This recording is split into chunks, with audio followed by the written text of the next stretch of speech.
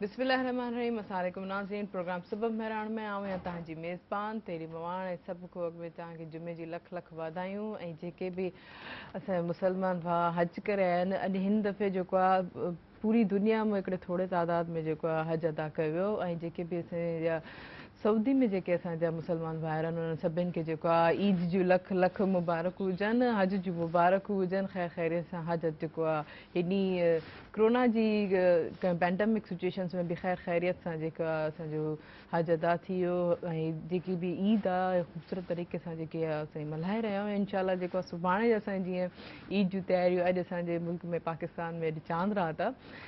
इहे ॾिसो ख़ुशियूं आहिनि असांजी ज़िंदगी में। असांजे मज़हबी त्योहार जेके आहिनि इहे असांखे सेलिब्रेट करणु घुरजनि। जहिड़ी बि जेकी आहे कंडीशन आहे जहिड़े बि हालात आहिनि ऐं उन में जेके बि साहिब हैसियत आहिनि उहे जेके आहिनि हिक ॿिए जो इन ख़ुशियुनि में पंहिंजो ख़्यालु रखनि ऐं जेके बि ज़रूरतमंद आहिनि उन्हनि खे सभु खां अॻु में उन्हनि जी घर वञी करे मदद कजे। ऐं जीअं त नाज़रीन हिन प्रोग्राम सां ताउन कयो आहे टपाल मेज़बान जेके वधाए रिश्तनि जो मान ऐं सिंध जी मेज़बानी जो राज़ बि साईं टपाल मेज़बान चाहे आहे ऐं तव्हांजो असांजो साथ बि हूंदो फ़ोन कॉल जे ज़रिए। नंबर अनाउंस कंदमि जेको स्क्रीन ते बि ईंदो हूंदो 022210285 डायल करे असांजे प्रोग्राम में ज़रूरु शामिलु थींदा। ऐं जीअं त नाज़रीन असांजे प्रोग्राम सबब मेहरान में हमेशह ख़ूबसूरत महिमान मौजूदु हूंदा आहिनि। अॼु जुमे जो भलारो ॾींहुं अॼु असांजे महिमान ख़ूबसूरत महज़ूद आहिनि। अचो त नाज़रीन तव्हांजो उन्हनि सां तारुफ़ करायूं। अलामा ताहिर उतारी साहिबु तव्हांखे भली कार प्रोग्राम सबब मेहरान में तव्हांखे जुमे जी लख लख वाधायूं।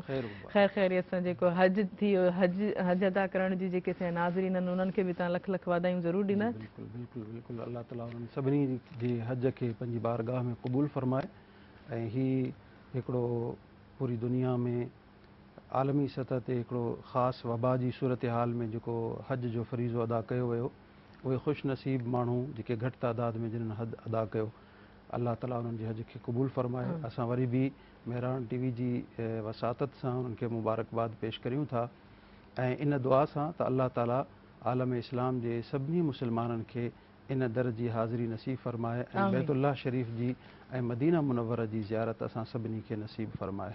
सुभान अल्लाह माशाअल्लाह माशाअल्लाह। वाक़ई बिल्कुलु असांजी सभु मुस्लमान जी इहा ई ख़्वाहिश हूंदी आहे त जेके असांखे ज़ियारत थिए अलाह साईं पंहिंजे घर वटि असांखे घुराए। ख़ासि तौर ते जहिड़ी अहिड़ी पैंडमिक सिचुएशन खां पोइ जेके बि जिन जी ख़्वाहिशूं हुयूं उहे हज करण जूं एॾी रूल्स एंड रेगुलेशन्स ऐं कोरोना जे हिसाब सां पूरी न थी सघियूं लेकिन पर इहा इलाही ख़ुशी आहे त इंसानु जेको आहे हिते रही करे बि जेको आहे कंहिंजी मदद करे पंहिंजे हज जो एतिरो सवाबु करे सघे। अच्छा जंहिं हज कयो उन्हनि लाइ छा चवणु चाहींदो? जेके रहिजी विया उहे अल्लाह ताला जी बारगाह में गुनाहगार कोन थींदा छो जो इहा हिकिड़ी आलमी वबा जी सूरत हाल हुई जंहिंमें हू माज़ूर जे हुकुम में हुया जेके साहिब इस्तिताअत हज न करे सघिया उन्हनि जे मथां को ॾोह कोन्हे। लेकिन असां वटि हिन वक़्तु पाकिस्तान जे वक़्त जे मुताबिक़ अॼु असां वटि आहे हज जो ॾींहुं। हज जे ॾींहं जी बरकत अहिड़ी आहे त जेको शख़्स हिन ॾींहं ते इबादत करे थो हज वारे ॾींहं ते इबादत करे थो अल्लाह ताला खां माफ़ी घुरे थो अल्लाह ताला फ़रिश्तनि खे मुखातब थी करे फ़रमाए थो मुंहिंजा बाना मलाइको ॾिसो मुंहिंजा बाना कीअं मुंहिंजी इबादत करे रहिया आहिनि। तव्हां गवाह थी वञो मां हिननि सभिनी पंहिंजनि बाननि खे बख़्शे छॾियो आहे। यानी जीअं शब क़द्र में लैलतुल क़द्र में अल्लाह ताला राति जे पहर में मुस्लमाननि खे जहन्नम खां आज़ादु फ़रमाईंदो आहे अहिड़े नमूने ॾींहं जो जेको फ़ज़ीलत वारो ॾींहुं आहे उहो सभ खां वधीक हज जो ॾींहुं आहे अरफ़ा जो ॾींहुं आहे जंहिंमें अल्लाह ताला सभिनी मुस्लमाननि खे जेके बि अल्लाह ताला खां रुजू कनि था तौबह कनि था पंहिंजे गुनाहनि जी माफ़ी घुरनि था नेक अमल कनि था अल्लाह ताला उन्हनि जा सभई पोयां गुनाह मुआफ़ फ़रमाए छॾे थो। जीअं तव्हां हज सां गॾोगॾु अरफ़ात जी ॻाल्हि कई त उन लाइ छा चवणु चाहींदो? योम अरफ़ा जेको आहे उहो तमामु हिकिड़ो फ़ज़ीलत वारो ॾिहाड़ो आहे ऐं ईद खां पहिरियों जेको ॾिहाड़ो हूंदो आहे उहो योमुल अरफ़ा उनखे योमुल हज बि असां चऊं था। ऐं इन ॾींहं जी ख़ुशूसियत इहा आहे त पूरी दुनिया में जेके बि मुस्लमान हज जे लाइ आया बैतुल्लाह शरीफ़ जी ज़ियारत जे लाइ आया मैदान अरफ़ात में गॾु थी करे जेको हिजतुल विदा जे मौक़े ते असांजे प्यारे नबी सल्लल्लाहु तआला अलैहि वसल्लम जन ख़ुतबो इरशाद फ़रमायो उन ई निस्बत सां इन ॾींहं ते जेको हुजाज किराम अरफ़ात जे मैदान में गॾु थियनि था, उते उहो ख़ुतबो उन्हनि खे ॿुधणु लाज़िम आहे। हज जे रुकुन में आहे योम अरफ़ात में गॾु थियणु ऐं ख़ुतबो ॿुधणु। त जॾहिं योम अरफ़ात में सभु माण्हू गॾु थियनि था, हर तरफ़ माण्हू ऐं माण्हू नज़र अचनि था, कारा वार वार नज़र अचनि था, सिर्फ़ु अछो लिबास नज़र अचे थो, ॿियो को लिबास कोन्हे, अणसीतल लिबास आहे। ऐं अॼु ॾिसो इहो ई लिबास आहे जेको आख़िरी असांखे लिबास बि इहो ई नसीबु थींदो, जेको कफ़न में असांखे वेढ़ियो वञे थो ऐं अलाह ताला जी बारगाह में वरी असां हाज़िरी ॾियूं था। अलाह ताला जी हाज़िरी जेॾी महिल थिए थी बान्हे जी मुस्लमान जी, त ईअं महसूसु थो थिए त अलाह ताला खे बान्हो सफ़ेद लिबास में घणो पसंदि थो अचे। जॾहिं अलाह ताला बैतुल्लाह शरीफ़ में घुराए थो त बि वाइट लिबास में, ऐं जॾहिं इंतिकाल खां पोइ हिसाबो किताब, इम्तिहान, क़बर जा सवाल जवाब अलाह ताला जी बारगाह में जॾहिं वरी पहुचे थो त बि अछो ऐं वाइट लिबास आहे। इन में मुख़्तलिफ़ हिकमतूं बि आहिनि। इन करे हुज़ूर अलैहिस्सलातु वस्सलाम जन जो जेको पसंदीदा लिबास, प्यारो लिबास पूरी ज़िंदगी उहो वाइट सफ़ेद लिबास हुयो, चाहे उहो पटको हुजे, चाहे उहा ख़मीस हुजे, कहिड़े बि नमूने जेको पूरो लिबास आहे उहो अछो लिबास। ऐं अछो लिबास ईमान जी सफ़ाई ऐं सुथराई जी निशानी ऐं अलामत बि आलमी सतह ते सम्झो वेंदो आहे। सुभान अल्लाह, सुभान अल्लाह। वाकई काफ़ी पसंदि बि कंदा आहिनि त जेको अछो रंग आहे पाए इंसान खे ॾिसंदड़ खे पाण खे बि जेको हिकिड़ी पॉज़िटिव एनर्जी बि थींदी आहे, इंसान जेको सुठे तरीक़े सां महसूस बि कंदा आहिनि। अॼु जीअं असां वटि सुभाणे जीअं कुर्बानी थींदी ख़ैर ख़ैरियत सां, सऊदी अरब में जेकी आहे अॼु कुर्बानी स्टार्ट थी आहे, छा चवणु चाहींदो कुर्बानी लाइ? सभ खां पहिरियों त मां बैतुल्लाह शरीफ़ में जेके उते हिन वक़्तु मौजूदु आहिनि उन हवाले सां अर्ज़ु कंदुसि त बैतुल्लाह शरीफ़ जी पूरी दुनिया में मुस्लमाननि जे लाइ हिकिड़ी मरकज़ी हैसियत हासिलु आहे। बैतुल्लाह मुस्लमाननि जो आलमी हिकिड़ो मरकज़ आहे, महवर आहे। ऐं इन बाबति क़ुरान मजीद इरशाद फ़रमाए थो, इन अव्वल बैति वुदिअ लिन्नासि लल्लज़ी बिबक्कत मुबारकं व हुदल लिल आलमीन। बेशक पहिरियों घर जेको तामीर कयो वियो, ठाहियो वियो ज़मीन जे मथां, उहो बैतुल्लाह आहे, उहो मको आहे। बक्कत इहो बि मके शरीफ़ जो हिकिड़ो ॿियो नालो आहे। जीअं मको असां सॾियूं था, अहिड़े नमूने क़ुरान मजीद में बक्कत बि लफ़्ज़ इन ई मक्का शरीफ़ जे लाइ इस्तेमालु थियो आहे। आलमी दुनिया में जेके बि घर ठहिया उहे रिहाइश जे लाइ ठहिया, इंसाननि जी रिहाइश जे लाइ ठहिया, लेकिन हीउ उहो अनोखो घर आहे जेको इंसान जी रिहाइश, ज़ेबाइश ऐं आराइश जे लाइ न हुयो, बल्कि ही मुबारकन व हुदन लिल आलमीन, पूरी दुनिया खे हिदायत ॾियण जे लाइ, बरकत ॾियण जे लाइ ही घर ठाहियो वियो। पूरी दुनिया हिन घर मां बरकत बि हासिल कंदी ऐं हिदायत बि हासिल कंदी। मुबारकन व हुदन, ऐं सिर्फ़ु हिकिड़ो ॿ माण्हू न, सिर्फ़ु हाजी न, बल्कि फरमायो लिल आलमीन, सभिनी जहान वारनि जे लाइ हिदायत ऐं बरकत जो मरकज़ महवर हिन दुनिया ते उहो बैतुल्लाह शरीफ़ आहे। केतिरा अंबिया इकराम अलैहिमुस्सलाम हिन हतीम, जेको हतीम जी जेका दीवार आहे, नंढड़ी दीवार बैतुल्लाह शरीफ़ खां पोइ जेका, इन में केतिरा अंबिया अलैहिमुस्सलाम मदफून आहिनि। जेको मताफ़ आहे, मताफ़ जे इर्द गिर्द केतिरा अंबिया सगोरा हिते मदफून आहिनि। असांजो क़िबलो इहो बैतुल्लाह शरीफ़ आहे। बैतुल्लाह शरीफ़ उहा वाहिद इमारत आहे, वाहिद हुजरो आहे, जंहिंखे सिर्फ़ु ऐं फ़क़ति ॾिसण सां इंसान खे सवाबु थिए थो, इंसान खे अजर मिले थो, इंसान जे नेकियुनि में इज़ाफ़ो थिए थो। ऐं कुझु किताबनि में इहा रिवायत आयल आहे, जंहिंजी नज़र कमज़ोर हुजे, अगरि उहो बैतुल्लाह शरीफ़ खे मुसलसल ॾिसंदो रहे, ज़ियारत कंदो रहे, त अल्लाह ताला उन जी बीनाई खे जेका कमज़ोर थी वई आहे, अल्लाह ताला उनखे शिफ़ा अता फरमाए। सुभान अल्लाह, सुभान अल्लाह। बेशक बेशक ख़ूबसूरत, इलाही ख़ूबसूरत तरीक़े सां तव्हां बैतुल्लाह जी फज़ीलत बयानु कई। ईअं चाहींदमि त मदीने शरीफ़ जी फज़ीलत। मदीना मुनव्वरा अल्लाह ताला जो जीअं मके शरीफ़ खे फ़ज़ीलत हासिल आहे अहिड़े ई नमूने मदीना मुनव्वरा खे फ़ज़ीलत हासिल आहे। मके शरीफ़ खे फ़ज़ीलत जेका मिली क़ुरान मजीद में अल्लाह ताला इरशाद फरमायो ला उक़सिमु बिहाज़ल बलद व अंत हिल्लुन बिहाज़ल बलद, मां कसम नथो खणा मके जी लेकिन इन जे करे खणा थो जो महबूब तूं हिते रही थो, तुंहिंजा क़दम हिन सरज़मीन ते लॻनि था। अल्लाह ताला जो प्यारो महबूब जंहिं सरज़मीन ते हले अल्लाह ताला उनखे बरकत वारो बणाए थो, उनखे हिदायत जो मर्कज़ ऐं महवर बणाए थो। जॾहिं हुज़ूर अलैहिस्सलातु वस्सलाम मदीने शरीफ़ विया त उहे ई क़दम मुबारक मदीने जी सरज़मीन ते बि लॻा, त जेका बरकत मके शरीफ़ खे उहा ई बरकत अल्लाह ताला मदीना मुनव्वरा खे अता फ़रमाई। मके शरीफ़ में हिकिड़ो हुजरो आहे ऐं उहो जाइ पैदाइश मुहम्मद मुस्तफ़ा सल्लल्लाहु अलैहि वसल्लम जी आहे, यानी पैदाइश मुस्तफ़ा मक्का में आहे त वफ़ात मुस्तफ़ा सल्लल्लाहु अलैहि वसल्लम मदीने में आहे। अगर बैतुल्लाह मके शरीफ़ में बैतुल्लाह आहे त मदीना मुनव्वरा में अल्लाह ताला जो प्यारो महबूब आहे। मक्को शरीफ़ क़यामत ताईं हिते हूंदो, मदीना मुनव्वरा में अल्लाह ताला जो प्यारो पैगम्बर आख़िरी नबी मुहम्मद रसूलुल्लाह सल्लल्लाहु अलैहि वसल्लम क़यामत ताईं उते मौजूद रहंदा, उते मौजूद हूंदा। 70,000 फ़रिश्ता सुबुह जो ऐं 70,000 फ़रिश्ता सलामी जे लाइ साईं जन जी बारगाह में नवां तब्दील थियनि था, अचनि था। असांजे मज़ार क़ाइद ते गॉड ऑफ ऑनर पेश कयो वेंदो आहे ऐं तक़रीबन हर कुझु अरसे खां पोइ उहे गार्ड्स तब्दील थींदा आहिनि। इहा उन्हनि जो इहो एज़ाज़ आहे, इन सां उन्हनि जे एज़ाज़ खे ज़ाहिर कयो थो वञे, उन्हनि जी इज़त ऐं अज़मत खे ज़ाहिर कयो थो वञे। लेकिन 70,000 फ़रिश्ता जेके मदीने शरीफ़ में अचनि था, वरी 70,000 शाम जो अचनि था, इन मां मुहम्मद रसूलुल्लाह सल्लल्लाहु अलैहि वसल्लम जन जी अज़मत खे ज़ाहिर कयो थो वञे। बिल्कुलु सुभान अल्लाह सुभान अल्लाह।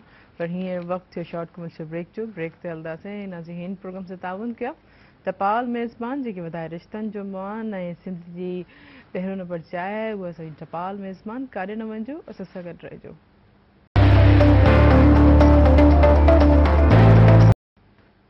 वेलकम बैक नाज़रीन प्रोग्राम सां ताउन कया टपाल मेज़बान जेके वधाए रिश्तनि जो मान ऐं तव्हांजो असांजो साथ बि हूंदो फ़ोन कॉल जे ज़रिए। नंबर अनाउंस कंदमि जेको स्क्रीन ते बि ईंदो हूंदो 02221028555 डायल करे असांजे प्रोग्राम में ज़रूरु शामिलु थींदा। जी तव्हां ॻाल्हि पिया कयो मदीना मुनव्वरा जी। मदीना मुनव्वरा जी इहा बि फ़ज़ीलत आहे, जीअं अर्ज़ पे कयमि 70,000 फ़रिश्ता सुबुह जो, वरी 70,000 शाम जो। प्यारे नबी सल्लल्लाहु अलैहि वसल्लम जन फरमायो त जेको शख़्स हज जे लाइ अचे, बैतुल्लाह शरीफ़ जी ज़ियारत करे, पर मूं ॾे न अचे, ईअं सम्झो त उन मूंसां जफ़ा कई आहे, वफ़ा न कई आहे। ॿी रिवायत में पाण फरमायूं मन ज़ार क़बरी वजबत लहू शफ़ाअती, जंहिं मुंहिंजी ज़ियारत कई, मुंहिंजे मज़ार जी ज़ियारत कई, उन जी मथां उन जी शफ़ात करणु मुंहिंजे मथां लाज़िम ऐं वाजिब थी चुकी आहे। यानी कि जेको मदीने शरीफ़ जी ज़ियारत करे थो, सम्झो उहो पंहिंजी बख़्शिश कराए वञे थो।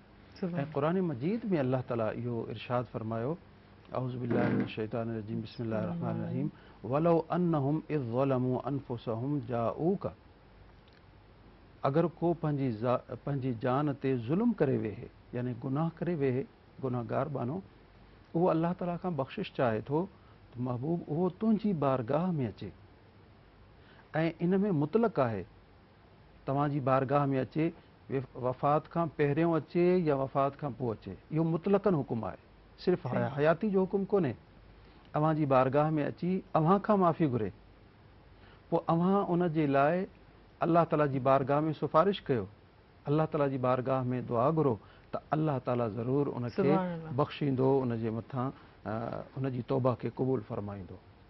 त जेको उते ज़ियारत करे थो, दुआऊं घुरे थो, उन सां अल्लाह ताला उन जा गुनाह बि माफ़ फ़रमाए थो ऐं उनखे शफ़ात जो मुस्तहिक़ बि बणाए थो।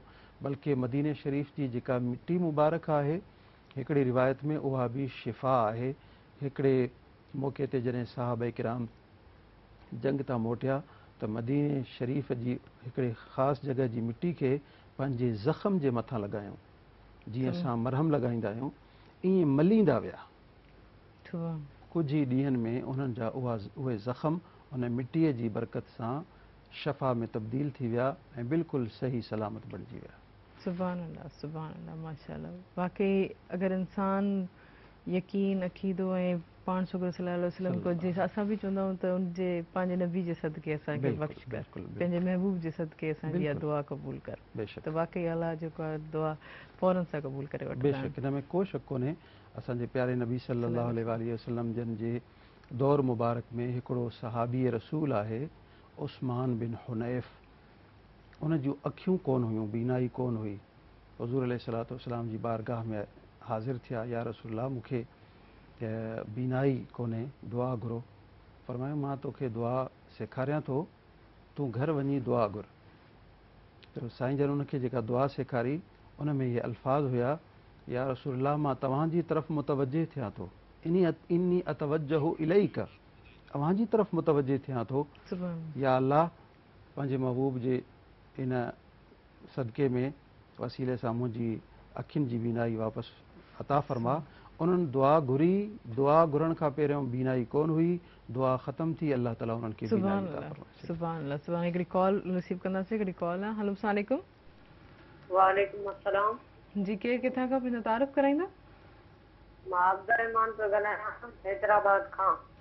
अव्हांखे भली कार सुबुह में प्रोग्राम में जुमे जी तव्हांखे लख लख वाधायूं हुजनि।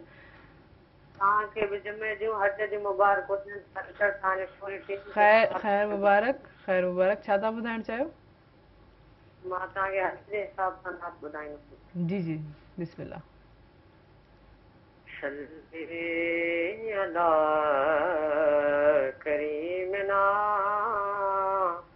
सल्ले अला मुहम्मदिन काबे की रौनक काबे का मंजर अल्लाह अकबर अल्लाह अकबर देखो तो देखे जाओ बराबर अल्लाह अकबर अल्लाह अकबर हमदे खुदा से तर है जुबानी कानों में रसगुल दी है अज़ाने बस के सदा आ रही है बराबर अल्लाह अकबर अल्लाह अकबर तेरे हरम की क्या बात मौला तेरे करम की क्या बात मौला तेरे हरम की क्या बात मौला तेरे करम की क्या बात मौला ता उम्र कर दे आना मुकद्दर अल्लाह अकबर अल्लाह अकबर। सुभान अल्लाह सुभान अल्लाह सुभान अल्लाह। वरी वरी महिरबानी तव्हां असांजे प्रोग्राम सुबुह में शामिल थियो। Thank you so much.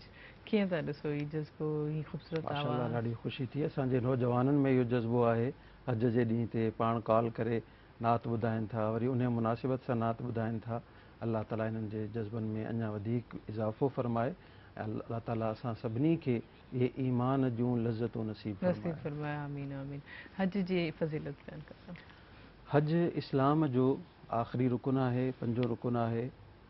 ऐं जेको बि साहिब इस्तिताअत जंहिं वटि एतिरी मिल्कियत मौजूदु आहे, एतिरी जाइदाद मौजूदु आहे जो पंहिंजे घर वारनि जो ख़र्चु ॾेई ऐं सफ़र ते वञी सघे थो, वरी सफ़र तां मोटी अची सघे थो, इहे सभई अख़राजात उते जे रिहाइश जा, अचण वञण जा, उहो अफोर्ड करे सघे थो, एतिरो पैसो उन वटि आहे त उनजे मथां हज फ़र्ज़ थी वञे थो।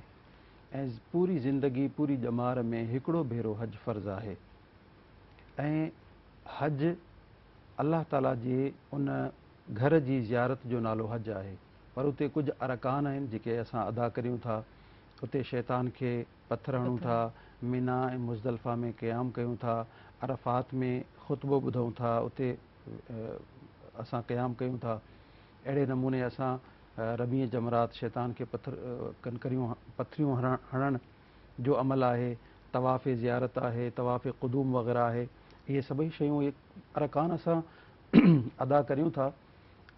हज में जेके बि अरकान आहिनि उन्हनि खे असां अगरि गौर सां ॾिसूं, पूरो हज असांखे इश्क़ ऐं मुहबत सेखारे थो ऐं इंसान जे अंदरि इश्क़ ऐं मुहबत जे उनसर खे परवान चढ़ाए थो, उन में उरूज ऐं इर्तिक़ा जी कैफ़ियत पैदा करे थो।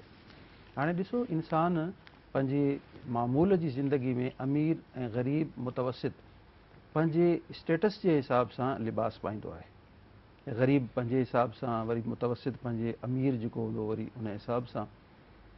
लेकिन जॾहिं हज ते असां वञूं था त अलाह ताला इहो सॼो फ़र्क़ु ख़तमु करे छॾे थो। सभु हिकिड़े लिबास में, हिकिड़े ई कलर में, हिकिड़े ई अंदाज़ में। इहो असांखे दर्स आहे त मुस्लमान भले केतिरे बि कहिड़े बि मक़ाम ते पहुची वञे, पंहिंजे मुस्लमान भाइरनि सां बिल्कुलु भाइरनि वांगुरु ईअं ई गॾु हूंदो जीअं अॼु हज जे मौक़े ते हिक ॿिए सां कुल्हे सां कुल्हो मिलाए गॾु हली रहिया आहिनि। ऐं मुस्लमान ईअं ई हुअणु खपे, कुल्हे सां गॾु कुल्हो मिलियल हुजे, हर मौक़े ते, हर मुसीबत में, हर ख़ुशी में, हर ग़मी में, हर ॾुख में, हर मुसीबत जे मौक़े ते, हर परेशानी जे मौक़े ते, हर वबा जी सूरत में मुस्लमान जो कुल्हो मुस्लमान जे कुल्हे सां गॾु हुअणु खपे। ऐं असांखे इहो बि सेखारे थो अलाह ताला त तव्हांजी जेके मुहबत जा जेके जज़्बात आहिनि, सभ खां पहिरियों तव्हांजे ख़ालिक ऐं मालिक हक़ीक़ी पंहिंजे परवरदिगार जे लाइ इहे तव्हांजा जज़्बात हुजणु खपनि। ॾिसो, अलाह ताला सेखारे थो, इंसान पंहिंजे महबूब हक़ीक़ी जी बारगाह में जॾहिं वञे थो, इंसान खे हू बि पंहिंजे महबूब जो जेको दर आहे उहो वणे थो, उन जूं घिटियूं वणनि थियूं, उन जो शहर वणे थो। लेकिन अलाह ताला असां सभिनी इंसाननि जो ख़ालिक ऐं मालिक आहे। असांजो हक़ीक़ी महबूब उहो आहे। उहो पंहिंजे शहर में बि घुराए थो, पंहिंजे घिटियुनि में बि घुमाए थो, पंहिंजो दर बि ॾेखारे थो ऐं पंहिंजो घर बि ॾेखारे थो। ऐं वरी फरमाए थो, चकर लॻायो, गोल घुमो। छा फ़ाइदो आहे हिन सां? इहा जेका वाक असां कयूं था चारो तरफ़, फ़ाइदो कहिड़ो आहे? फ़ाइदो बसि इहो ई आहे त तव्हां जीअं हिकिड़ो दीवानो हूंदो आहे, हिकिड़ो मजनू हूंदो आहे, कंहिंजी मुहबत ऐं कंहिंजी इश्क में चरियो थी वेंदो आहे, पंहिंजे महबूब जे दर जे चारो तरफ़ चकर लॻाईंदो रहंदो आहे। तव्हां सम्झो तव्हांजो हक़ीक़ी महबूब तव्हांजो परवरदिगार आहे। तव्हां मुंहिंजे घर जे इर्द गिर्द चकर लॻायो, उन दीवाननि वांगुरु लॻायो। अलाह ताला खे इहा दीवानगी ॾाढी पसंदि अची वेंदी आहे।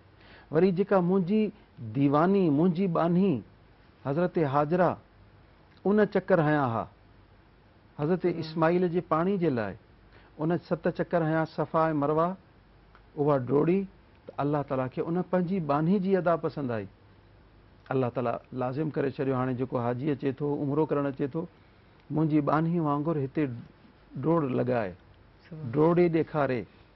अलाह ताला उन बानी जी अदा खे अदा करण जे अमल सां अलाह ताला उन्हनि जी बख़्शिश ऐं मग़फ़िरत फरमाए थो। वरी जीअं हुननि पाणी पीतो, आबे ज़मज़म, तव्हां उहो पाणी पीओ।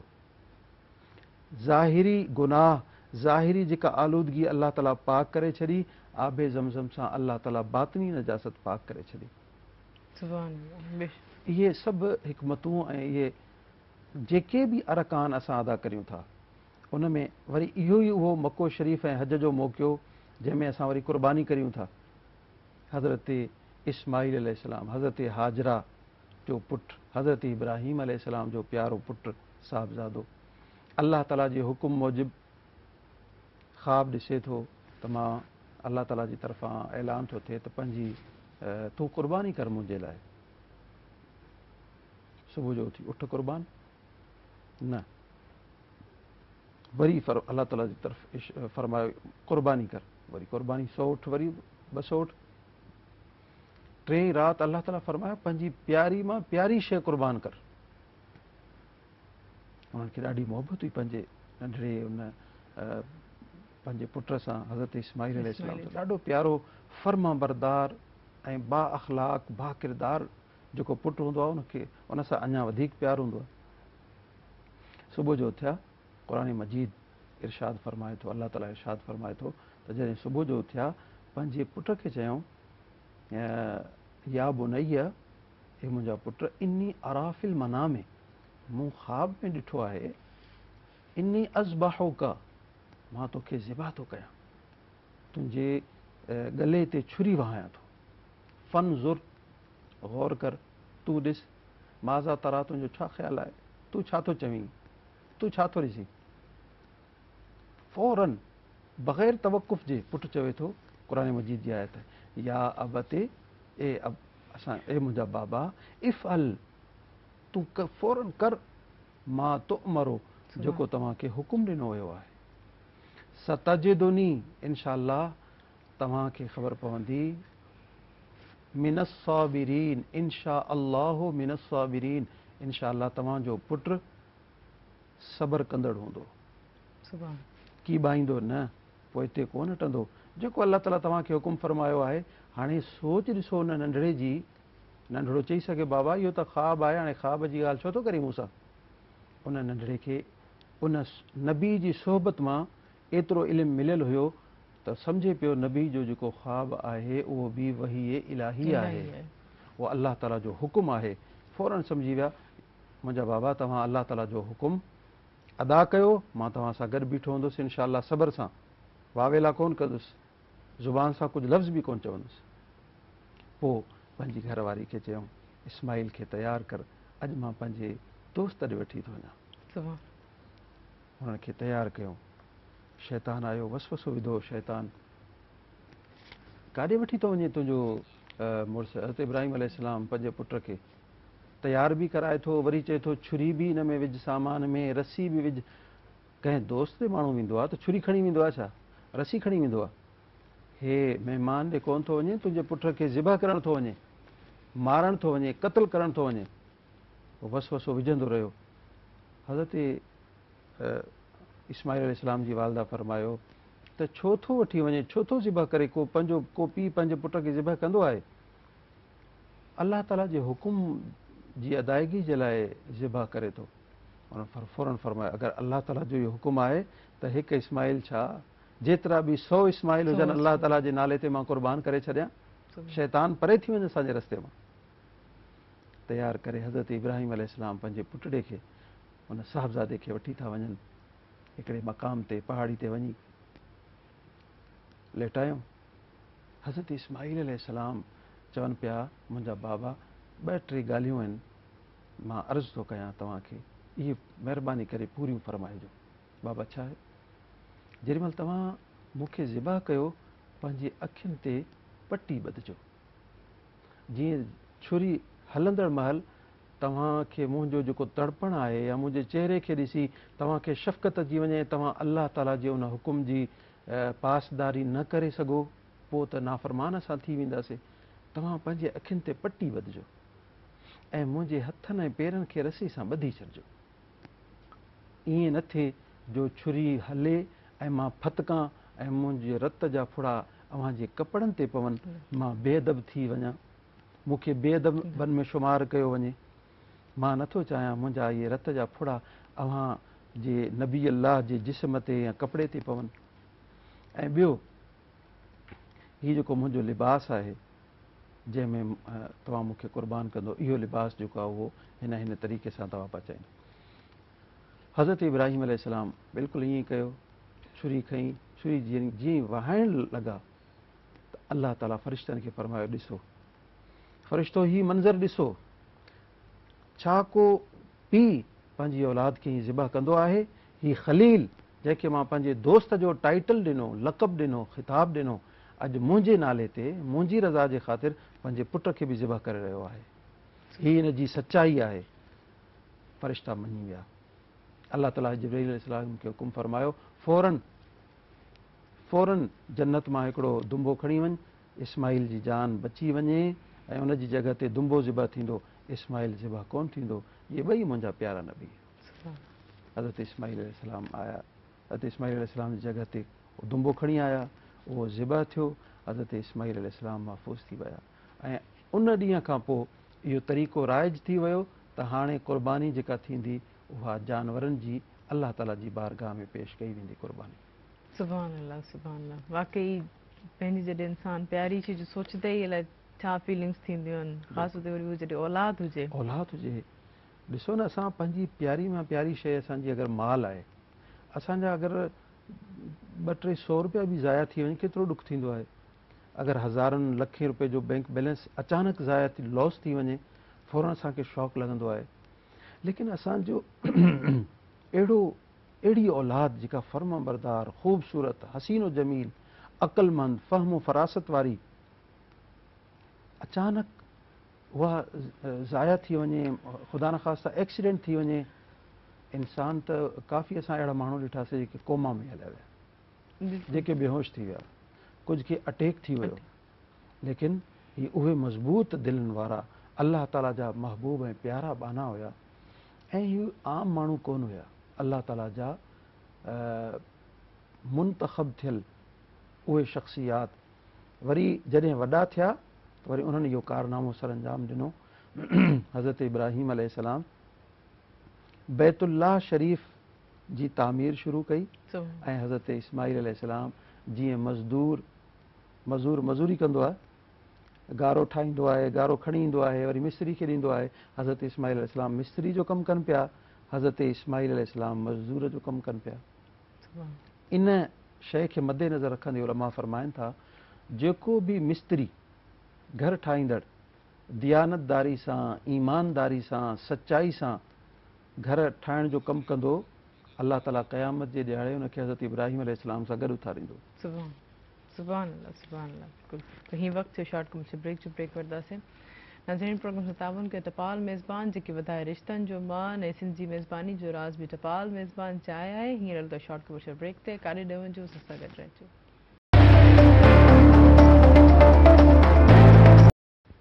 वेलकम बैक नाज़रीन, हिकु दफ़ो ॿीहर जेको तव्हांखे वेलकम कंदासीं प्रोग्राम सबब मेहराण में, ऐं जुमे जी ऐं हज जी तव्हांखे लख लख मुबारकूं हुजनि, ऐं तव्हांजो असांजो साथ बि हूंदो फ़ोन कॉल जे ज़रिए। नंबर अनाउंस कंदमि जेको स्क्रीन ते बि ईंदो हूंदो, 02221022855 डायल करे असांजे प्रोग्राम में ज़रूरु शामिलु थींदा।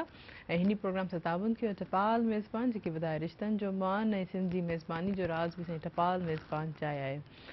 अलामा ताहिर साहिब जी हज जी फज़ीलत तव्हां बयानु कई, क़ुर्बानी जी त, लेकिन क़ुर्बानी कंहिं ते वाजिबु आहे, कंहिं ते फ़र्ज़ु आहे, ऐं कहिड़े तरीक़े सां जेके हिसा कया वञनि, उनजी फज़ीलत ॿुधाईंदा। अल्लाह ताला क़ुरान मजीद में इरशाद फरमायो, इन्ना आतैनाकल कौसर फसल्लि लिरब्बिका वनहर इन्न शानिअक हुवल अब्तर। फसल्लि लिरब्बिका वनहर, बाबू प्यारा तव्हां अल्लाह ताला जे लाइ नमाज़ पढ़ो, वनहर ऐं क़ुर्बानी ॾियो, क़ुर्बानी कयो। हाणे इन आयत जे हिन लफ़्ज़ मां असांखे मालूम थियो त क़ुर्बानी जेका आहे इहा बि मुस्लमान जे मथां लाज़िम आहे, ऐं इन जे करे बि अल्लाह ताला जिथे बि नमाज़ जो ज़िक्र कयो आहे उन सां गॾु ज़कात जो ज़िक्र फ़रमायो आहे। हाणे हिते नमाज़ जो ज़िक्र आहे, गॾु क़ुर्बानी जो ज़िक्र आहे। ज़कात आहे इबादत मालिया, माना माल जे ज़रिए जेका इबादत कई वञे थी। जेका क़ुर्बानी आहे इहा बि छो जो जानवर पैसनि सां, माल सां ख़रीद कयो वञे थो, इबादत मालिया जे दर्जे में अची थी वञे। इन जे करे अल्लाह ताला नमाज़ सां गॾु हिते इन क़ुर्बानी खे इबादत मालिया हुजण जे करे नमाज़ सां गॾु ज़िक्र फ़रमायो। ऐं हुज़ूर अलैहिस्सलातु वस्सलाम ऐं साईं जा असहाब सगोरा अहले बैत इज़ाम हुज़ूर अलैहिस्सलातु वस्सलाम जी मौजूदगी में क़ुर्बानी कंदा रहिया।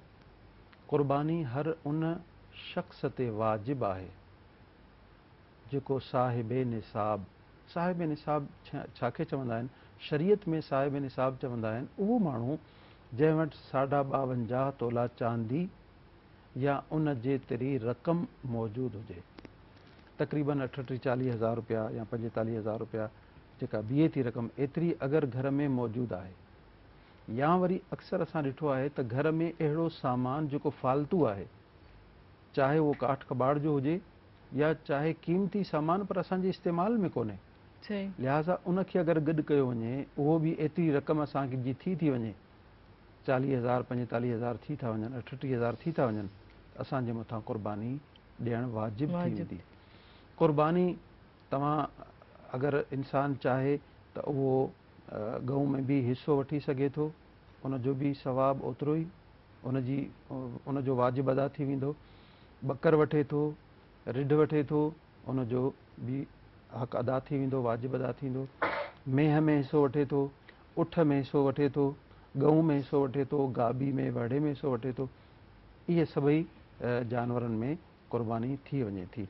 जेको वॾो जानवर आहे हुन में 7 हिसा आहिनि, जेको नंढो आहे उन में उहो हिकिड़ो ई हिसो थींदो आहे। हज़रत अली रज़ी अल्लाह ताला अन्हु पंहिंजी पूरी जमार माज़र साहब मां हिकिड़ी कॉल रिसीव कयो, पोइ इतो ई कंटिन्यू कयूं। हेलो अस्सलाम वालेकुम। वालेकुम सलाम अदी। जी वालेकुम सलाम जी, केरु किथां खां पंहिंजो तारुफ़ कराईंदा भाउ? अदी मोहम्मद रफ़ीक जान जो तालीम स्टेशन खां ॻाल्हायां पियो। तव्हांखे जुमे जी ऐं तव्हांखे हज जी मुबारकूं हुजनि लख लख। ख़ैर मुबारकूं अदी, अव्हांखे ऐं साईं खे बि दिलि जे गहराइनि सां असीं मुबारकबाद चऊं था। ईद मुबारक एडवांस। ख़ैर मुबारक। ख़ैर मुबारक जी, छा चवणु चाहींदा? अदी अव्हांजो प्रोग्राम ॿुधूं पिया, तमामु प्यारो प्रोग्राम, साईं जिन जूं ॻाल्हियूं इलाही दिलि खे वणनि पियूं। अलाह असांखे तौफ़ीक़ ॾे असीं इन्हनि ॻाल्हियुनि ते अमल करियूं।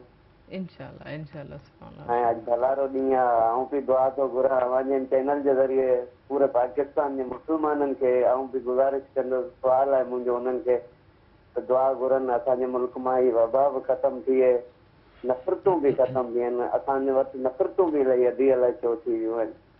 ॾाढी सुहिणी ॻाल्हि, ॾाढी सही ॻाल्हि तव्हां कई, ॾाढी वॾी वॾी महिरबानी। थैंक यू सो मच, तव्हां असांजे प्रोग्राम में शामिलु थियो। वाक़ई नफ़रतूं ख़तमु थी वेंदियूं त मसइला ई सॼा दूर थी वेंदा। पोइ त इहे वबा या ॿी का जेकी बि सूरत हाल थींदी त पोइ उन जी फ़िकर ई न थींदी असांखे बिल्कुलु। ही असांजी क़ुर्बानी जा जेके ॾींहं आहिनि इहे नफ़रतूं मिटाइण जा ॾींहं आहिनि। हाणे जेको असांजे मथां क़ुर्बानी वाजिबु जेका थी आहे, उन क़ुर्बानी जे जेको फ़लसफ़ो आहे, अलाह ताला चाहे थो त मुंहिंजो बानो मुंहिंजे नाले ते जानवर कटे क़ुर्बान करे। सिर्फ़ु जानवर खे वढणु ऐं कटणु क़ुर्बानी कोन्हे, बल्कि उन माण्हू में, उन शख़्स में उहे एहसासात, उहे जज़्बात बि हुजनि। हुज़ूर अलैहिस्सलातु वस्सलाम जन जी साहबज़ादी सईद काइनात हज़रत अम्मा ख़ातून जन्नत रज़ी अल्लाह ताला अन्हा जन क़ुर्बानी कई त पाण सल्लल्लाहु ताला अलैहि वसल्लम जन इरशाद फरमायो, ए फ़ातिमा तूं पंहिंजी क़ुर्बानी वारे जानवर ते मौजूदु रह, उते हाज़िर थी, जिथे हो वढिजे पियो, जिथे क़ुर्बान थिए पियो, तूं बि उते मौजूदु हुज। छो? इन करे त उन जो रत जो फुड़ो ज़मीन ते पोइ किरंदो आहे, अल्लाह ताला जी बारगाह में पहिरियों पेश थी वेंदो आहे। इहो असांजो हिकिड़ो गिफ़्ट आहे। असां अल्लाह ताला पंहिंजे मालिक खे उहो गिफ़्ट नज़रानो पेश कयूं था, ऐं उहो पेश जेको कयूं था क़बूल एतिरी जल्दी थी थो वञे जो उनजो रत पोइ किरे थो, अल्लाह ताला जी बारगाह में पहिरियों पहुचे थो। त पर जॾहिं तव्हांजो गिफ़्ट अल्लाह ताला वटि पहुचे त तव्हां पंहिंजे उन गिफ़्ट सां गॾु मौजूदु हुजो, तव्हां उन क़ुर्बानी जे जानवर ते बीठल हुजो, मौजूदु हुजो। अल्लाह ताला नज़रे रहमत फरमाए छॾींदो, अल्लाह ताला क़बूलियत जो दर्जो अता फरमाए छॾींदो। उन वक़्तु जेका दुआ घुरबी अल्लाह ताला उहा दुआ क़बूल फरमाए छॾींदो। ऐं इन सां गॾोगॾु सिर्फ़ु जानवर खे ज़िबह करणु मक़सूदु कोन्हे। अगरि को शख़्स इहो चवे, नियत करे मां क़ुर्बानी करियां थो, ईद जे ॾियारे त कसाई बंदि हूंदा, गोश्त अवेलेबल कोन्हे, मूंखे गोश्त खपे, बाबा जानवर कटियो, चवंदा अल्लाह ताला जे नाले सां सीर बिस्मिल्लाह पढ़े ॾींदा, उनजी क़ुर्बानी कोन थींदी। उनजो मक़सदु सिर्फ़ु गोश्त जो उसूल हुयो, अल्लाह ताला जी बारगाह में नज़रानो पेश करणु कोन हो, उहे एहसासात, उहे फीलिंग्स उन में कोन हुयूं। त इस्लाम चाहे थो, अल्लाह ताला इहो चाहे थो त मुंहिंजे बाने जे अंदरि उहे जज़्बात पैदा थियनि। ऐं जीअं असां लोह जी, स्टील जी छुरी सां जानवर जे गले ते छुरी फेरियूं था, अल्लाह ताला चाहे थो, दीन इस्लाम चाहे थो मुंहिंजा बाना शरीयत जी छुरी सां पंहिंजी नफ़सानी ख़्वाहिशात ते बि इहा छुरी फेरे छॾ, उनजो गलो कटे छॾ। जेके नफ़सानी ख़्वाहिशात तोखे ग़लति कम ॾे राग़िब कनि था, नफ़रतुनि जी तरफ़ तोखे वठी वञनि था, जेको इंतिशार जो सबबु बणिजनि था, उन्हनि सभिनी ॻाल्हियुनि ते छुरी फेरे छॾ। सुभान अल्लाह। सुभान। हिकिड़ी कॉल रिसीव कंदासीं। हेलो अस्सलाम वालेकुम। अस्सलाम वालेकुम। वालेकुम सलाम जी, चकवाल से आप बात कर रहे हैं, आपका नाम? میرا نام سسٹر عمران خان ہے. آپ کو ہم خوش آمدید کہتے ہیں اور جمعے کی آپ کو بہت زیادہ اور حج کی مبارک دیتے ہیں. تھینک یو سو مچ. میم میں نے مولانا صاحب سے آج ایک بات سنی تھی. جی جی میں نے یہ بات سنی تھی کہ اکثر لوگ جو قربانی کرتے ہیں نا, جی جی تو وہ گوشت بانٹنے سے پہلے ہی اس میں سے اپنے گھر کے بنانے کے لیے یا اپنے کھانے کے لیے نکال لیتے ہیں. تو کیا یہ ایسا کرنا جائز ہے؟ تو اس کے بارے میں ذرا ضرور پانی ہے اس کی, اس سے ضرور علامہ صاحب سے ہم یہ تفصیل سے بیان کرتے ہیں. بڑی مہربانی. تھینک یو سو مچ. آپ ہمارے پروگرام میں شامل ہوئے. جی قربانی جو ڈسٹریبیوٹ کرنے جو رہن جو اردو میں طریقہ. جواب دیا ہے.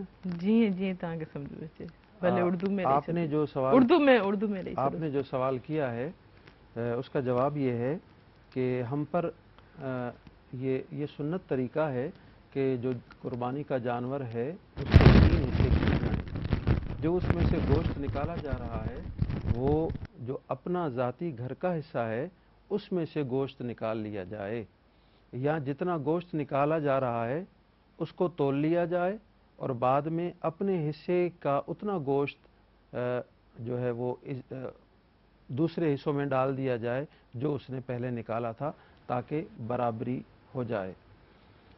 تو یہ آپ کے سوال کا جواب ہوا. اچھا اگر جی چوندا تو سجو گوشت مکس کرے پوئی جو کو جی اسپیشل جی چوندا تو ران الگ کرے چھڈیو یا ہی اساں لائے اساں پنجے گھر لائے رکھوں تا یا ڈسٹریبیوٹ کرنے جڑے ورائن جی اندی ہے تو ہی مختصر جو ران انہن کے ڈیندا سے باوا انہن کے ڈیندا سے ایو چھا طریقو یہ صحیح ہے؟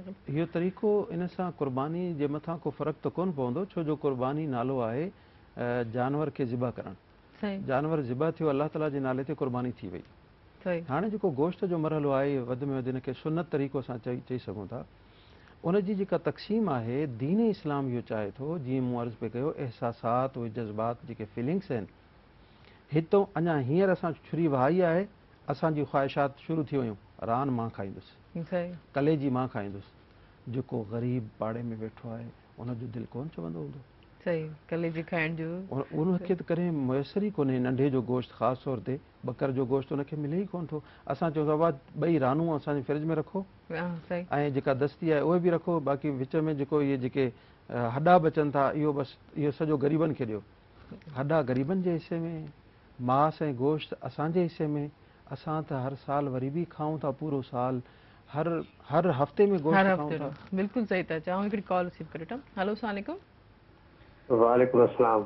जी केरु किथां खां पंहिंजो तारुफ़ कराईंदा? असां पंहिंजो बि छा करिणो आहे, जेकॾहिं को कर्ज़ी आहे माण्हू छा उहो सही करे सघे थो? ठीकु आहे पर पहिरियों तव्हां पंहिंजो तारुफ़ त कराईंदा, केरु किथां खां? हाजी गुलाम नबी हैदराबाद. तव्हांखे भले कर. थैंक यू सो मच, वरी महिरबानी. जी जेको माण्हू कर्ज़ी आहे उन जे मथां कर्ज़ु आहे ऐं उन वटि पैसो बि आहे त जेतिरो उहो कर्ज़ु आहे उन कर्ज़ खे कढी करे जेको पैसो बचे थो, अगरि उहो निसाब ताईं पहुची वञे थो, 52.5 तोला जी रक़म ताईं पहुची वञे थो, त उन ते क़ुर्बानी वाजिबु थी वेंदी. ऐं अगरि उहा रक़म 52.5 तोला चांदी ताईं नथी पहुचे जेका बचत में आहे, हुन कर्ज़ खे कढी करे अगरि नथी थिए त पोइ हुनजे मथां क़ुर्बानी वाजिबु कोन्हे. अच्छा जेके कर्ज़ वठी करे क़ुर्बानी कंदा आहिनि, कर्ज़ वठी क़ुर्बानी उन शख़्स जे मथां जाइज़ आहे ई कोन, वाजिबु आहे ई कोन. असां क़ुर्बानी बि कयूं पर कीअं बि करे कर्ज़ वठंदा आहिनि. न, कर्ज़ वठी न करणु खपे. अल्लाह ताला दीन इस्लाम अद्दीन युस्रुन, दीन आसानी पैदा कंदो आहे, मुश्किलातूं ऐं ॾुखियाइयूं पैदा कोन कंदो आहे. जेका अल्लाह ताला अव्हांखे आसानी ॾिनी आहे उहा आसानी सां तव्हां रहो. हा, तव्हांखे अगरि अजर ऐं सवाबु वठिणो आहे त अगरि इंसानु पहिरीं ज़िलहज खां वठी ईद जे ॾिहाड़े ताईं पंहिंजा वार न कटे, पंहिंजा नूंहं न कटे, जिस्म जा ग़ैर ज़रूरी वाल न कटे ऐं ईद खां पोइ कटे, अल्लाह ताला इन जे बदिले में उनखे क़ुर्बानी जो सवाबु अता फरमाईंदो. तव्हांखे केतिरी आसानी आहे. तॾहिं छा अद्दीन युस्रुन, दीन आसानी ई आसानी आहे. हा, जंहिं वटि पैसा आहिनि उहो करे सघे थो. हाणे मिसाल जे तौर ते अगरि कंहिं वटि रक़म आहे 20,000, हुनजी दिलि चवे थी, उनजे मथां वाजिबु कोन्हे, छो जो 52.5 तोला चांदी ताईं रक़म कोन पहुती, लेकिन दिलि चवे थो 20,000 फालतू रक़म पई आहे, त हाणे 10,000 में 12,000 में अगरि उनखे ॿकरो मिले थो या 10,000 में उनखे हिसो मिले थो, अगरि उहो क़ुर्बानी करे थो त उन जी क़ुर्बानी थी वेंदी, लेकिन उन जे मथां लाज़िम कोन हुई, लेकिन उन जी दिलि चाहे थी अलाह ताला जे नाले ते ख़ैरात करण जी, अलाह ताला जे नाले ते पैसा ॾियण जी, त उहो क़ुर्बानी कंदो, उन जी क़ुर्बानी क़बूल थी वेंदी, लेकिन कर्ज़ वठी क़ुर्बानी करणु सही कोन्हे।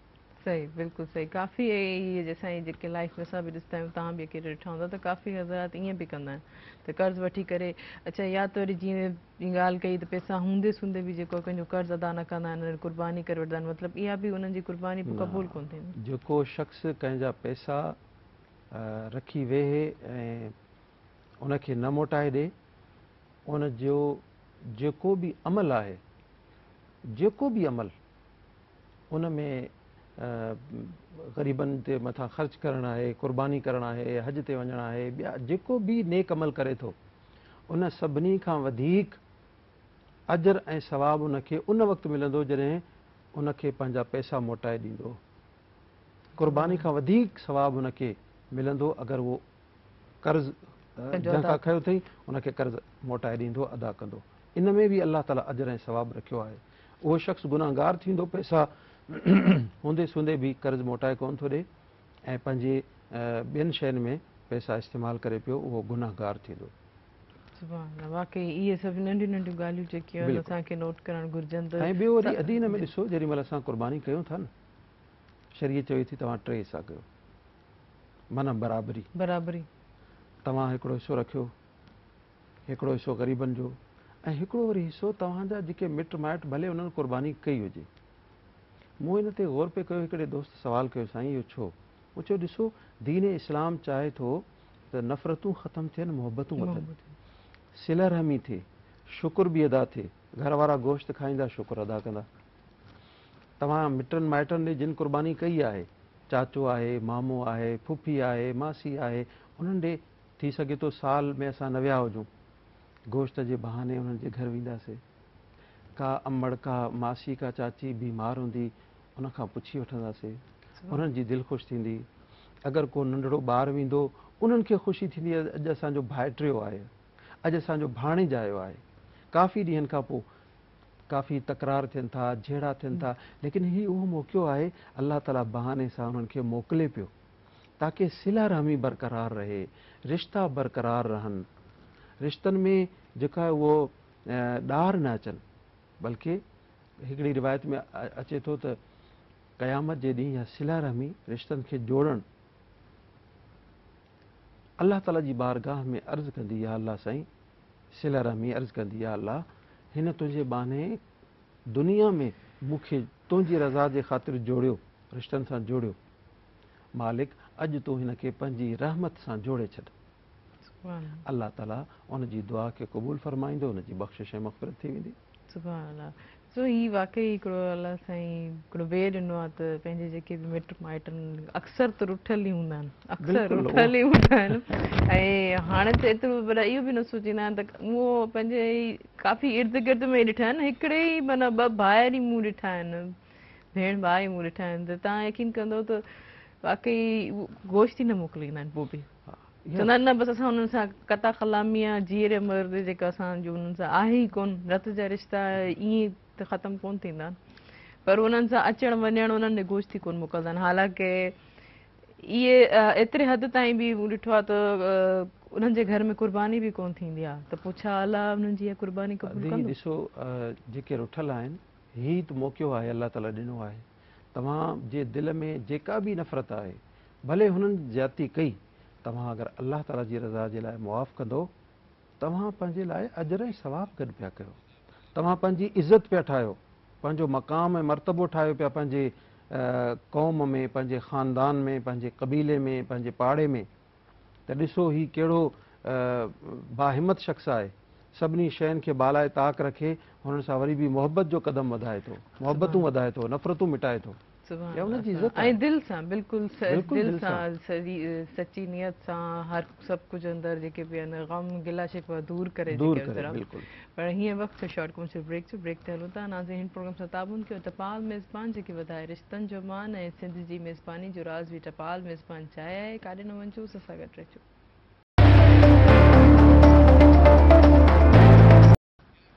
वेलकम बैक नाज़रीन प्रोग्राम सां ताउन कयो चपाल मेज़बान जेके वधाए रिश्तनि जो मान ऐं सिंध जी मेज़बानी जो राज़ बि चपाल मेज़बान चाहे है ऐं तव्हांजो असांजो साथ बि हूंदो फ़ोन कॉल जे ज़रिए नंबर अनाउंस कंदमि जेको स्क्रीन ते बि ईंदो हूंदो 02221028555 डायल करे असांजे प्रोग्राम में ज़रूरु शामिल थींदा।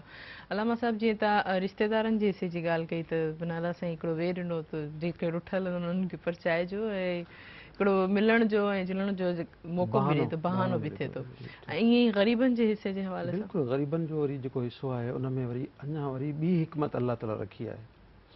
हिकु त इहो त असां ग़रीबनि जे दर ते वञूं था। सही ग़रीबनि जे दर ते को कोन्हे ॾींदो, लेकिन हे मौक़ो अलाह ताला असांखे ॾिए थो मुंहिंजा ॿानो तव्हां हुननि जे दर ते वञो, दर खड़काए उन्हनि खे गोश्त ॾियो। जॾहिं माण्हू दर खड़काए उन्हनि खे गोश्त ॾींदो त उनजी जेका हालत आहे उहा असांखे नज़र ईंदी, उनजी गुरबत नज़र ईंदी, उनजी मिसकिनी नज़र ईंदी। उनजा नंढड़ा ॿार कंहिं ईद जा कपिड़ा पहिरियल हूंदा न पहिरियल हूंदा, कहिड़े हाल में असांखे इहो मौक़ो मिलंदो त असां उन्हनि खे ॾिसूं था। वरना सॼो साल असां पंहिंजे कमनि में पंहिंजी बिज़ी लाइफ में मसरूफ़ आहियूं, असांखे वक़्तु ई कोन्हे कंहिं पंहिंजनि ॾे कोन था वञूं त उन ग़रीब ॾे कीअं वेंदासीं। जॾहिं उन ग़रीब खे ॾिसंदासीं त असांजे दिलि में हिकिड़ो जज़्बो पैदा थींदो शुक्र जो, मालिक तूं तुंहिंजो शुक्र आहे, मूंखे अहिड़ो ठाहियो अथई, मां हिन जे घर गोश्त ॾियां थो, हिन वटि त कुझु बि कोन्हे, हीअ त सफ़ा कमज़ोर आहिनि। ऐं वरी इहो ई अमल उन्हनि जे अंदरि इहो जज़्बो हमदर्दी जो पैदा कंदो त यार असां वटि त सभु कुझु आहे, हिननि खे भला चलो गोश्त सां गॾु भला ॿ रुपया ख़र्ची बि ॾेई छॾियां, हिननि जी कुझु मदद बि करे छॾियां, हिननि सां कुझु ताउन बि करे वठां। उहो मंज़र उनखे ज़हन में महफ़ूज़ रहंदो। वक़्तनि फ़वक़्तनि जॾहिं उनखे यादि ईंदी ॻाल्हि, ज़रूरु उन्हनि जी उहा मदद बि कंदो, उन्हनि खां कॾहिं ख़ैर ख़ैरियत बि पुछी वेंदो। ऐं जॾहिं ग़रीब ॾे इंसानु वञे थो त उनजो जेको तकबुर आहे उहो घटि थिए थो ऐं जेका हिर्स ऐं लालच आहे, तमा आहे, उहा घटि थिए थी। जॾहिं इंसानु पंहिंजे स्टेटस खां वॾे वारे खे ॾिसे थो त उन में हिर्स अचे थो। लेकिन हिते असांखे सेखारियो वञे थो त हिर्स तमा लालच न, वॾे खे न ॾिसो बल्कि हिन नंढे खे ॾिसो। हीअ बि त अलाह ताला जो बानो आहे, हीअ बि तव्हांजो मुस्लमान भाउ आहे, हीअ बि ईद बि गुज़ारे पियो, तव्हांखे अलाह ताला केतिरो ॾिनो आहे ऐं हिन खे ॾिसी तव्हां अलाह ताला जो शुक्र अदा कयो जेके अलाह ताला तव्हांखे नेमतूं अता फ़रमायूं आहिनि। त इन में शुक्र बि आहे, इन में सब्र बि आहे, इन में सिला रहमी बि आहे, इन में इज़हार हमदर्दी बि आहे ऐं इन में मवासात बि आहे, भाईचारो बि आहे। भाईचारो वधे थो, हुन ग़रीब खे बि अहसासु थिए थो यार हीउ वॾो माण्हू थी करे, अमीर माण्हू थी करे मुंहिंजे दर ते हली आयो आहे। उनजे दिलि में उहा ख़ुशी पैदा थींदी जेको उनखे ॾुख हो, उन ॿारनि जे लाइ कपिड़ा न वठी सघियुसि, मां हे न करे सघियुसि, उनजे मथां मरहम लॻी वेंदो।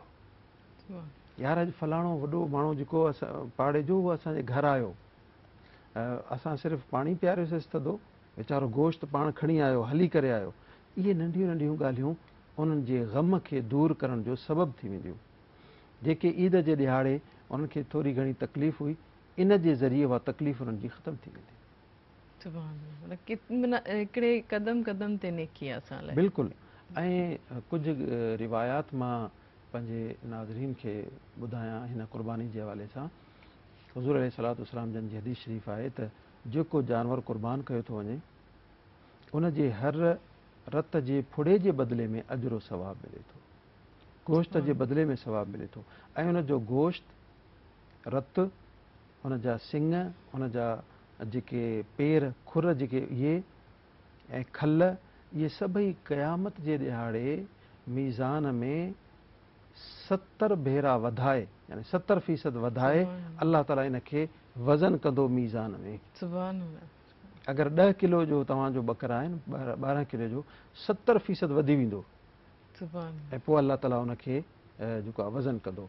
ऐं इहो ई जानवर हज़रत मुल्ला अली कारी रहमतुल्लाह अलैह मिरक़ात शर मिशकात में फ़रमाइनि था त क़यामत जे ॾिहाड़े जेको जानवर असां अलाह ताला जी बारगाह में पेश कयोसीं, जॾहिं पुल सरात ते ईंदासीं अलाह ताला उहो जानवर मोकिलींदो, उहो ईंदो, उहो क़ुर्बानी करण वारो उनजे मथां सवार थींदो ऐं उहो अलाह ताला जी बारगाह में जेको कुठल जानवर उनखे पुल सरात पार कराए उनखे जन्नत में वठी वेंदो। ऐं हिकिड़ी ॿी रिवायत में त जेको शख़्स अलाह ताला जे लाइ हिननि ॾींहंनि में क़ुर्बानी करे थो उन जे हर वार जे बदिले में अल्लाह ताला उनखे अजर ऐं सवाब अता फरमाए थो। केतिरा वार आहिनि, अनकाउंटेबल, माण्हू ॻणप सुभाणे करे ई कोन थो सघे। माना एतिरियूं नेकियूं हिननि ॾींहंनि ते इंसान खे मिलनि थियूं जो लखे करोड़े रुपया ख़र्च करे बि असां नथा वठी सघूं। हिन क़ुर्बानी जे नंढड़े पैकेज में अल्लाह ताला असांखे लातादाद अजर सवाब नेकियूं अलाए केतिरा केतिरा जज़्बात और फीलिंग्स असांखे अता फ़रमाए थो, असांखे मौक़ो ॾिए थो। असांखे तब्दील करण जो अल्लाह ताला मौक़ो असांखे ॾिए थो ताकी असांजो बातिन बि साफ़ थी वञे, असांजो दिमाग़ बि शैतानी वसवास खां ख़तरात खां साफ़ थी वञे, असांजो जिस्म बि गुनाहनि खां पाक ऐं साफ़ थी वञे। ऐं जेको हूंदे सूंदे बि क़ुर्बानी नथो करे उन जे लाइ हुज़ूर अलैहिस्सलातु वस्सलाम जन इरशाद फरमायो, जेको क़ुर्बानी कोन थो करे हूंदे सूंदे बि उनखे मस्जिद असांजी ईदगाह में अचण जी ज़रूरत कोन्हे। बेज़ारी जो इज़हार, नाराज़गी जो इज़हार, ईद जी निमाज़ पढ़णु अचे पियो, उनखे एतिरो अहसासु थिए पियो ईद जी निमाज़ पढ़ां, त ईद जी नमाज़ खां जेको वधीक अमल हुयो उहो त क़ुर्बानी हुई, उहा त तूं कई कोन, हाणे हेॾे छाजे लाइ थो अची।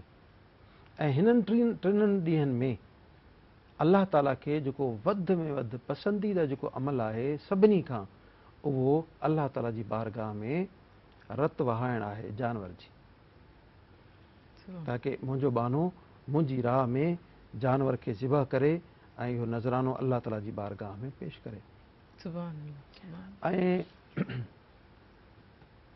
जॾहिं इंसान क़ुर्बानी करे थो त उहो रत जो फुड़ो ज़मीन ते पोइ किरे थो, अल्लाह ताला उन जा पोयां सभई गुनाह माफ़ फरमाए थो। हाजी खे उते हज करण में सभई गुनाह माफ़ थिया, हिते ग़रीब 11,000 में 10,000 में 15-20,000 में या 30,000 में जेको हुन हिसो वरितो या ॿकर वरितो, दुंबो वरितो, रिढ वरिती, उन जे बदिले में अल्लाह ताला हुन जा सभई पोयां गुनाह माफ़ फरमाया। हज वारो 10 लख रुपया ख़र्च करे वियो आहे, 10 लखनि खां अलावा उनजी तकलीफ़, जेके सफ़र, वरी राति ॾींहुं हेॾे होॾे भॼ भॼां, लिबास कहिड़ो पातल आहे, उते विंजड़ो बि न आहे, तेल बि न आहे, मखणो ख़ुशबू बि न आहे लॻाइणी, कुझु पाबंदियूं आहिनि, लेकिन हिन ग़रीब खे अल्लाह ताला घर वेठे उहो अजर ऐं सवाब अता फरमायो आहे। इहा अल्लाह ताला जी महिरबानी, ॿारनि जे मथां शफ़क़त ऐं इहो अल्लाह ताला जो ॿारनि सां प्यार आहे। प्यार बिल्कुलु बेशक। अच्छा, जीअं तव्हां अॻु में ॻाल्हि कई त 7 हिसा वॾे जानवर में ऐं हुते हिकिड़ो अलॻि सां इंडिविजुअल ॿकर बि करे सघे थो, त उन्हनि में छा बैलेंस? क़ुर्बानी त पोइ साॻी थींदी न? क़ुर्बानी साॻी थींदी, जेको पती करे थो बसि उन में पैसा घटि आहिनि ऐं हुन ॿकर में जेको आहे उहो पैसा वधीक आहिनि। क़ुर्बानी ॿिन्ही जी थी वेंदी, पर जेको जेतिरो वधीक अल्लाह ताला जी बारगाह में अल्लाह ताला जी रज़ा जे लाइ, ॾेखार जे लाइ न, रज़ा जे लाइ, उहा दिलि जी कैफ़ियत उनखे मालूम हूंदी त मां छाजे लाइ करियां पियो। जेतिरो वधीक पैसे मालियत जो जानवर वठंदो, अल्लाह ताला उन जे अजर ऐं सवाब में अञा वधीक इज़ाफ़ो फरमाईंदो, छो जो हुन पैसा वधीक ख़र्च कया। क़ुर्बानी ॿिन्ही जी थींदी, लेकिन हाणे मिसाल जे तौर ते जंहिं वटि 50,000 आहे उहो बि पती करे, जंहिं वटि 50 लख आहे उहो बि पती करे, छा इहा ज़्यादती कोन्हे? उनखे त अलहदा सां इनफ़िरादी तौर ते हिकिड़ो जानवर ख़रीद करे ताकी उहो घणे ग़रीब माण्हुनि खे तक़सीम करे सघे, लेकिन अगरि उहो बि पती करे थो, हिसो वठे थो, थी हुनजी बि वेंदी, वाजिब अदा थी वेंदो, अजर सवाब मिली वेंदो, पर इहो उनखे उनजे स्टेटस खे जुगाए कोन पियो। जहिड़े नमूने अल्लाह ताला उनखे नवाज़ियो आहे, शुक्र बि उन हिसाब सां, जेतिरी अल्लाह जी अता आहे शुक्र बि उन हिसाब सां अदा कयो वञे। सही, बिल्कुलु सही, बिल्कुलु सही। इहे जेको ॿीहर असां ॻाल्हि हले पई त कर्ज़ जे हवाले सां त हिकिड़ी बि कॉल आई आहे, उहो बि वरी ॿीहर वाज़े करे ॿुधणु चाहिनि था त कर्ज़, जंहिंखे कर्ज़ आहे उहो करे सघनि था, नथा करे सघनि?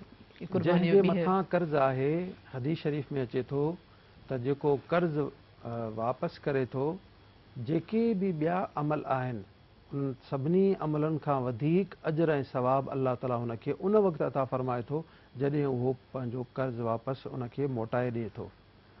ऐं कर्ज़ जे हूंदे सूंदे अगरि क़ुर्बानी कई उहो वाजिब त उनजो अदा थी वेंदो, पर उन जे मथां लाज़िम कोन्हे। लाज़िम जी सूरत हाल मां अर्ज़ु कई त अगरि कर्ज़ु कढी पोइ 52.5 तोला चांदी जी मिक़दार में रक़म उन वटि अचे थी 40,000 तक़रीबन, अगरि एतिरी बचे थी पोइ त वाजिब थी चुकी आहे, पोइ त करणी आहे। सही लेकिन अगरि एतिरो कर्ज़ु आहे जो 5 रुपया बि कोन था बचनि, पोइ हुनजे मथां क़ुर्बानी वाजिब कोन्हे। उहो पैसा हुनखे लोटाए ॾे, हुनखे मोटाए ॾे, जेतिरा बि थियल आहिनि उन पैसा उहो उन ग़रीब खे ॾे। सही मतिलबु एतिरा ई कर्ज़ जेतिरा ई हूंदसि त पोइ उन्हनि खे मोटाए करे पोइ मोटाए ॾींदो, हुन मथां क़ुर्बानी बि वाजिब कोन्हे, हुनजे मथां लाज़िम कोन्हे, गुनाहगार कोन थींदो। गुनाहगार कोन थींदो। बाक़ी बिल्कुलु वाक़ई इंसान बसि चवंदा आहिनि शायदि असां सभु कनि था, कॾहिं जीअं दिखावे जी तव्हां ॻाल्हि कई त पर इहा वरी चवंदा आहिनि त हुननि जे घर में थिए थी छा चवंदा त माना असां नथा कयूं। माना ॾिसो न जीअं चवंदा आहिनि त अमाल का दारो मदार नियत पर पर जीअं तव्हां ॻाल्हि कई त माना उहा हुब, उहा चाह अंदरि में, उहा नियत त मूं अलाह जी रज़ा में या ग़रीबनि खे ॾियण जे लाइ, पंहिंजे अलाह खे ख़ुशि करण लाइ उहो कयां थो, न की आऊं पंहिंजे ख़ानदान वारनि खे, न की आऊं जेके पंहिंजे पाड़ेसिरनि खे, मोहल्ले वारनि खे खणंदो एॾो वॾो वॾो जानवर आऊं वठी आयो आहियां। हीअ सभु शइ भले उहो केतिरो या त अच्छा कुझु माण्हू इहे बि कंदा आहिनि त थोरा पैसा हूंदा बि आहिनि, अञा वरी कर्ज़ वर्ज़ वठी करे हिकिड़ो वॾो जानवर वठी, या इहे ई जेको तव्हां पुलसरात वारी ॻाल्हि कई, इहे बि अक्सर असां चवंदा आहिनि त जेको जानवर सुठो हुजे त असांजी जेको आहे पुलसरात क्रॉस करे वठूं। इहे बि हिननि जा हिकु कॉन्सेप्ट आहे, ईअं थिंकिंग हूंदी आहे। ॾिसो अदी, जेको ॾेखाव जे लाइ करे थो न उनजो त अजरो सवाबु ज़ाया थी थो वञे, उनजो पैसो बि ज़ाया थियो, उनजो अजर सवाबु बि ज़ाया थियो। इन खां बहितर इहो हुयो त भले उहो पती ई करे हा, पर उहे जज़्बात उनजे अंदरि मौजूदु हुजनि हा। ऐं जेको ॾेखाव जे लाइ करे थो न उन में उहे जज़्बात बि कोन था अचनि ऐं वधीक इंतिशार पैदा थिए थो। इहो मुआशरे में ईअं छो थी वियो आहे ॾेखाव ॾिस सां इहे सभु शइ? बसि असां जॾहिं खां ख़ुदि गर्ज़ थी विया आहियूं, असांखे सिर्फ़ु पंहिंजी ज़ात नज़र अचे थी, ॿिए जी ज़ात नज़र कोन थी अचे। ऐं हर को चाहे थो त मां पंहिंजे पाण खे मथां ॾेखारियां, पंहिंजे पाण खे मथे करियां। पंहिंजे पाण खे मथे करण सां को मथे कोन थींदो, जंहिंखे अलाह ताला मथे करे मथे उहो ई थींदो। सही लमा साहब, टाइम बिल्कुलु घटि आहे ऐं निमाज़ जी फज़ीलत जे हवाले सां तव्हांखे ईद जी नमाज़ हर मुस्लमान जे मथां वाजिबु आहे। इहो ज़रूरु वज़ाहत कंदुसि त ॾींहं में 5 दफ़ा निमाज़ फ़र्ज़ु आहे, ऐं अदा करण कीअं अदा करणु घुरिजे। ऐं ईद जी निमाज़ वाजिबु आहे। ईद जी निमाज़ जो तरीक़ो इहो आहे, 2 रकातूं, इन में 6 तकबीरूं एक्स्ट्रा हूंदियूं आहिनि। पहिरीं रकात में अल्लाह अकबर करे सना खां पोइ 3 तकबीरूं अल्लाह अकबर हथु मथे खणी हथु छॾींदासीं, पोइ पूरी रकात पूरी थींदी। वरी ॿी रकात में रुकू में वञण खां पहिरियां 3 दफ़ा अल्लाह अकबर तकबीर चवंदासीं, वरी अल्लाह अकबर, उन खां पोइ ॿी रकात पूरी थींदी। ख़ुतबो जेको आहे उहो ईद जी नमाज़ खां पोइ थींदो आहे। ऐं अॼु फजर खां वठी 13 ज़िलहज जी असर जी नमाज़ ताईं असांजे मथां तकबीर तशरीक वाजिब थी चुकी आहे। हर नमाज़ी जेको निमाज़ पढ़ंदो हिकिड़ो भेरो अल्लाह अकबर ला इलाहा इल्लल्लाह अल्लाह अकबर वलिल्लाहिल हम्द इहा तस्बीह पढ़णु हर मर्द ते औरत ते फ़र्ज़ु आहे। ख़वातीन जेके आहिनि, औरतूं असांजूं माइरूं, उहे हल्के आवाज़ में ऐं मर्द बुलंद आवाज़ में। हिकिड़ो भेरो पढ़णु वाजिब, 3 भेरा पढ़णु अफ़ज़ल आहे, सुन्नत आहे। तव्हांजी वॾी वॾी महिरबानी। अॼु तव्हां जेको आहे असांजे प्रोग्राम में शामिलु थियो, असांजे ॾिसंदड़ खे अॼु छा न्यापो ॾियणु चाहींदा? मां इहो ई अर्ज़ु कंदुसि त जेके बि असांजा ॾिसंदड़ आहिनि, जेके बि मुस्लमान भाइर आहिनि, हिन ईद जे मौक़े ते भाईचारे जो मंज़र पेश कनि, मुहबतूं वधाइनि, नफ़रतूं मिटाइनि। जेके पाड़े में, मिटनि माइटनि में, दोस्तनि में, यारनि में जेके नफ़रतूं अची वियूं आहिनि, अलाह ताला जी रज़ा ख़ातिर उहे सभु नफ़रतूं माउ सां, भेण सां, फुफी सां, चाची ऐं मासी सां, कहिड़े बि रिश्ते सां जेको नफ़रत पैदा थी चुकी आहे, अलाह ताला जी रज़ा जे लाइ माफ़ु कयो। इनशा अलाह ताला तव्हांखे ऐं असांखे माफ़ु फ़रमाईंदो। वरी वरी महिरबानी। थैंक यू सभु। मूंखे इलाही ख़ुशी थी अॼु तव्हां असांजे प्रोग्राम में शामिलु थियो। असांजे प्रोग्राम जो वक़्तु जो पुॼाणी त पियो ऐं ॿीहर सभु जेके पंहिंजे ॾिसंदड़ खे हज जूं मुबारक ॾींदमि, जुमे जी मुबारक ॾींदमि। बाक़ी इहो क़ुर्बानी जो मतिलबु इहो आहे त पंहिंजे नफ़्स खे ऐं पंहिंजी जेकी सभु नफ़रतूं आहिनि उहे सभु मिटाए दूरि करे पंहिंजे रिश्तेदारनि खे, के दोस्त अहबाब खे रुठल आहे उनखे इहो परचाइण जो मौक़ो आहे, सवाबु कमाइण जो मौक़ो आहे। ऐं जंहिं तरीक़े सां अलामा साहिबु हिसे जो तरीक़ो ॿुधायो त उन तरीक़े सां जेके जेके हिसा करे ग़रीबनि लाइ ऐं तव्हां लाइ जेके ईद जा ख़ूबसूरत प्रोग्राम सजाया आहिनि इंशाल्लाह जेको तव्हां सुभाणे जेको आहे तव्हां इंजॉय कंदो तव्हांजी ख़ुशियुनि लाइ महिरान टेलीविजन हिकिड़ो ख़ूबसूरत प्रोग्राम खणी आया ऐं तरतीब ॾिना आहिनि त ईद ते तव्हां यकीनन जेको इंजॉय कंदो असांखे दुआनि में यादि रखिजो हमेशह ईद मुबारक अल्लाह हाफ़िज़